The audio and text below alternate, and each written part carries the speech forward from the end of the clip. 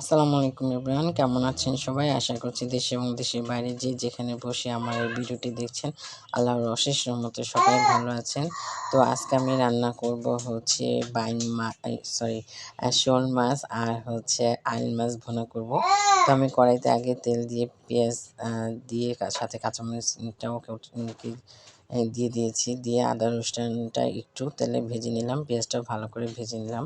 তো এটা আমি ভুনা করব টমেটো দিয়ে। আসলে আজকে খুব তাড়াহুড়ো করে রান্না করা হচ্ছে, তো ফার্স্টেই আমি একটু মরিচের গুঁড়ো দিয়ে দিলাম আর একটু দিয়ে দিচ্ছি হলুদ। এগুলো খুব অল্প পরিমাণ মশলা দিয়ে আমি মাছটা ভুনা করব। মাছের পরিমাণটাও খুব কম।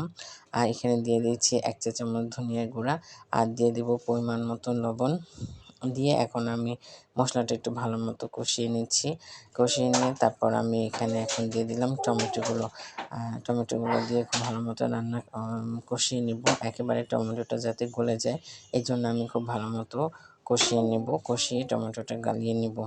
তো এখন আমার এই টমেটোটা একেবারে গলে গেছে। তো যেহেতু শোল মাছ আল মাছ এই দুটোই ভাজার কোনো দরকার নেই, তাই আমি ভাজিনি। আমি এই মাছের সাথেই মানে টমেটোর সাথে মাছটা ভালো মতো ঢেলে দিয়ে একসাথে কষিয়ে নিচ্ছি।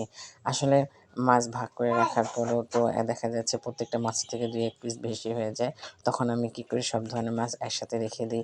এভাবে একসাথে সব ধরনের মাছ একদিনে রান্না করে খেতেও কিন্তু খুব ভালো লাগে। সবসময় যে একটা মাছে একদিনে রান্না করতে হবে তা না। আপনারা এইভাবে খেয়ে দেখবেন, আপনাদের কাছেও ভালো লাগবে। আর মাছটা ছিল খুবই টাটকা। আমার কাছে খুবই ভালো লেগেছে, খুবই মজা লেগেছে। এখানে আমি পরিমাণ মতো একটু পানি দিয়ে দিলাম।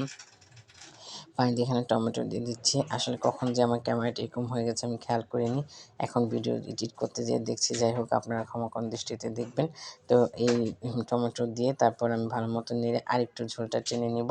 কারণ আমার এই মাছ সিদ্ধতে তেমন একটা ঝোলের দরকার হয় না। যেহেতু ভুনা করব, তো ঝোলটা একটু টানিয়ে নিলে আমার মনে হয় বেশি ভালো হয়। তো আপনারা ওইভাবে ট্রাই করে দেখবেন। আর আপনাদের কাছে আমার আজকের ভিডিওটি কেমন লাগলো অবশ্যই লাইক কমেন্টস করে আমাকে জানাবেন। ভালো থাকবেন সবাই। আল্লাহ হাফেজ।